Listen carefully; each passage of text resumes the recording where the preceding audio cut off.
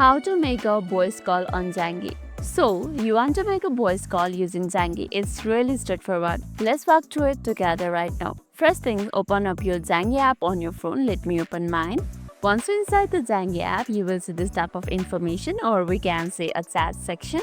Now, you need to find the person you want to call. You can do this a few ways. Maybe they are in your recent chats, or you can go to the contacts and tap on search and find them over there and just call a video. So I'm calling out to someone who is in my contacts. For that, simply tap on this contact icon, which is in between the call ID and the settings. Simply tap on it, and there you can see my friend. Simply tap on it, and that will take you to the profile information of the contact that you are calling out or that you just tap in. Now you will see a phone icon, which is a voice call. Simply tap on it. Did you found it? Okay, just tap on the phone icon, and that's the video call button, like this.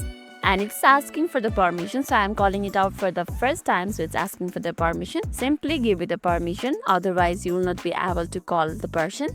And this is how it look like. So what's happened now, your Zangi start connecting the call. You will see the call screen appear, and when you finish talking, look for the big red button usually at the bottom. Tap on it to end the call. See, that's all there is to it. Just open the app, find your contact, tap the phone icon, and you are calling. Easy as that. Give it a try if you haven't already. And lastly, if this video made your day a little bit easier, don't forget to like and subscribe for more amazing tips. Thanks for watching, and see you in the next video.